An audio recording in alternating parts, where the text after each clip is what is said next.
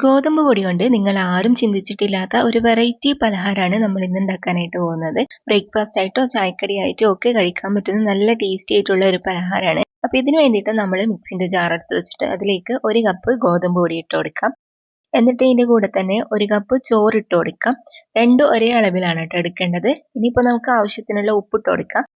എന്നിട്ട് ആദ്യം ഇതൊന്ന് മിക്സ് ആക്കിയിട്ട് എടുക്കണം. അപ്പോൾ ഇതേപോലെ നമ്മൾ മിക്സ് ആക്കിയതിന് ശേഷം ഒരു 2 പ്രാവശ്യം നമുക്കിതൊന്ന് കറക്കിയെടുത്തിട്ട് വരാം. പൾസ് മോഡിൽ ഇട്ടിട്ട് 1-2 പ്രാവശ്യം മാത്രം കറക്കിയെടുത്താൽ മതി. കുഴച്ചെടുത്ത പോലെ ആയിപ്പോരുത് കേട്ടോ. ഇതുപോലെ നമുക്ക് തരിതരിയായിട്ട് വേണം കിട്ടാൻ വേണ്ടിയിട്ട്. അപ്പോൾ ഇത് റെഡി ആയിട്ടുണ്ട്. ഇനിയിപ്പോൾ നമുക്കിത് ഒരു പാത്രത്തിലേക്ക് മാറ്റി വെക്കാം. അപ്പോൾ ഇത് കണ്ടോ, ഇതുപോലെയാണ് റെഡിയാക്കിയിട്ട് എടുക്കേണ്ടത്. വെള്ളമൊന്നും ചേർക്കരുത്. ജസ്റ്റ് 1-2 പ്രാവശ്യം മാത്രം കറക്കിയെടുത്താൽ മതിയാവും. അപ്പോൾ ഇത് നമുക്ക് ഒരു സൈഡിലേക്ക് മാറ്റി വെക്കാം. ഇനിയിപ്പോൾ നമുക്ക് ഇതിന് വേണ്ടിയിട്ട് ഒരു മസാല റെഡിയാക്കാനുണ്ട്.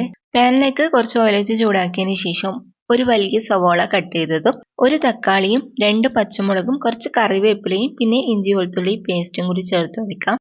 എന്നിട്ട് ഇതുപോലെ ആവശ്യത്തിനുള്ള ഉപ്പിട്ടിട്ട് നമുക്കിത് നന്നായിട്ട് വഴറ്റിയെടുക്കാം. ഉള്ളിൻ്റെയും തക്കാളിൻ്റെ എല്ലാം കളർ ചേഞ്ച് ആയിട്ട് വന്നാൽ നമുക്കിതിലേക്ക് പൊടികൾ ചേർത്ത് കൊടുക്കാം.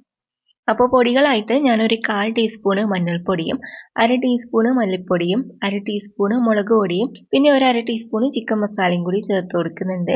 പൊടികൾ നിങ്ങളുടെ ഇഷ്ടത്തിന് ഇട്ട് കൊടുക്കാം കേട്ടോ. നിങ്ങൾക്ക് കുരുമുളകെല്ലാം ഇടണമെന്നുണ്ടെങ്കിൽ ഇതിൻ്റെ കൂടെ തന്നെ ചേർത്ത് കൊടുക്കാം. എന്നിട്ട് ഇതുപോലെ നമുക്ക് പൊടിൻ്റെ പച്ചമണമെല്ലാം മാറുന്നത് വരെ നന്നായിട്ട് ഇളക്കി മിക്സ് ആക്കിയിട്ട് എടുക്കാം. ഈ സമയത്ത് ഫ്ലെയിമെല്ലാം കുറച്ച് വെക്കണേ, കരിഞ്ഞു പോകാതിരിക്കാൻ വേണ്ടിയിട്ടാണ്. അപ്പോൾ നമ്മുടെ മസാലയും റെഡി ആയിട്ടുണ്ട്. ഇനിയിപ്പോൾ നമ്മൾ ഇഡ്ഡലി ചെമ്പിൽ കുറച്ച് വെള്ളം ചൂടാക്കിയിട്ട് അതിൻ്റെ മുകളിലേക്ക് തട്ട് വെച്ച് കൊടുത്തിട്ട് ഇതുപോലെ കുറച്ച് ഓയിലോ അല്ലെങ്കിൽ ബട്ടറോ മറ്റോ ഒന്ന് തടവി കൊടുക്കുക.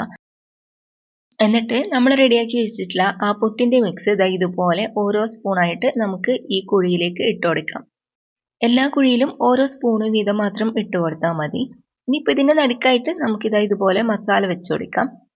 മസാല ഞാൻ ഇതുപോലെ ഓരോ സ്പൂണിന് ഇട്ട് കൊടുക്കുന്നുണ്ട്.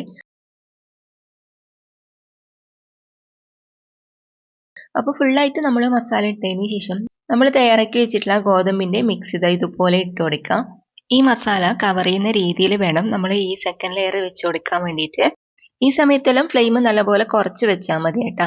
എന്നിട്ട് ഇതുപോലെ എല്ലാ മസാലയും നമ്മൾ ആ റെഡിയാക്കി വെച്ചിട്ടുള്ള ഗോതമ്പ് പൊടിൻ്റെ മിക്സ് വെച്ചിട്ട് കവർ ചെയ്ത് കൊടുക്കാം. അപ്പോൾ ഇത് മൊത്തം കവർ ആക്കിയതിന് ശേഷം നമുക്കിനി ഇത് കുക്ക് ചെയ്യാൻ വേണ്ടിയിട്ട് വെക്കാം.